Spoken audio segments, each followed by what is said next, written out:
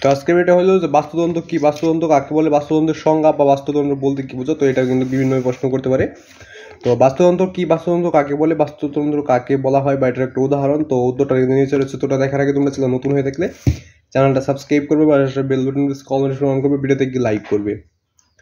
তো আজকে শুধু একটা প্রশ্নই দেখাই দিব। তো এর আগে তোমরা চ্যানেল নতুন হয়ে থাকলে চ্যানেলটা অবশ্যই সাবস্ক্রাইব করবে এবং পাশে বেল বাটন কল অল নোটিফিকেশন করবে, ভিডিওতে গিয়ে লাইক করবে।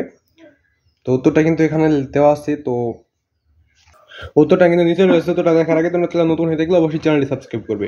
তো বাস্তুতন্ত্র কি, বাস্তুতন্ত্র কাকে বলে, বাস্তুতন্ত্রের সংজ্ঞা বা বাস্তুতন্ত্র বলতে কি বোঝো।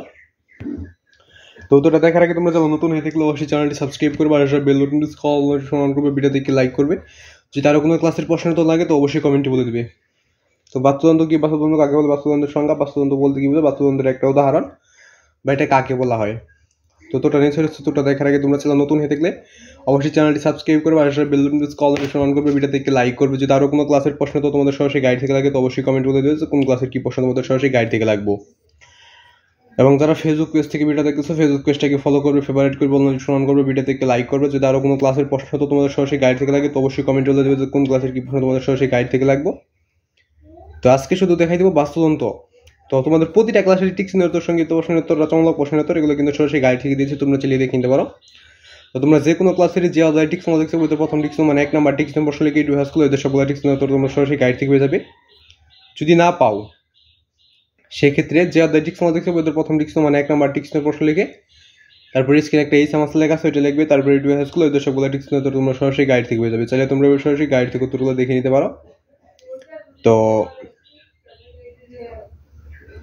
উত্তরটা দেখে আর আগে তোমরা অবশ্যই যদি ভিডিওটা তোমাদের একটু হলে ভালো লাগে বা তোমাদের সরাসরি গাইড থেকে যদি ভিডিও কল দিলে ভালো হয় তাহলে অবশ্যই ভিডিওটাকে লাইক করবে, চ্যানেলটাকে সাবস্ক্রাইব করবে আর বেল বাটন কল নোটিফিকেশন করবে, ভিডিওটাকে লাইক করবে।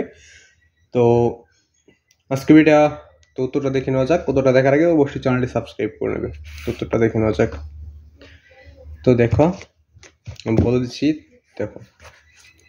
তো পৃথিবীর বিভিন্ন উদ্ভিদ ও প্রাণীর পারস্পরিক নির্ভরশীলতার মাধ্যমে প্রাণী জগতের ভারসাম্য রক্ষা করাকে বলা হয় বাস্তুতন্ত্র।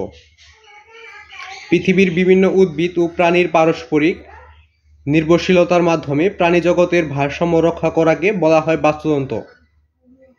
তো পৃথিবীর বিভিন্ন উদ্ভিদ ও প্রাণীর পারস্পরিক নির্ভরশীলতার মাধ্যমে প্রাণী জগতের ভারসাম্য রক্ষা করাকে বলা হয় বাস্তুতন্ত্র। তো এটাই ছিল আজকের ভিডিওর উত্তর বা আজকের প্রশ্নের উত্তর। তো প্রতিটা ক্লাসেরই প্রশ্নের উত্তর সরাসরি গাইড থেকে দেখতে অবশ্যই চ্যানেলটি সাবস্ক্রাইব করবে আর ভিডিওতে একটি লাইক করে দেবে।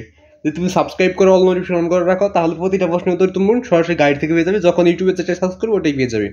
তো চ্যানেলটা সাবস্ক্রাইব করে পাশে বেল বাটন অল নোটিফিকেশন করবে, ভিডিওতে একটি লাইক করবে। তো আজকে ভিডিও বন্ধ, ভিডিও ভালো লাগলে অবশ্যই চ্যানেলটি সাবস্ক্রাইব করে পাশে বেল বাটন অল নোটিফিকেশন করবে, ভিডিওতে একটি লাইক করবে। তো আজকে ভিডিও বন্ধই, ভিডিও ভালো লাগলে অবশ্যই চ্যানেলটি সাবস্ক্রাইব করবে।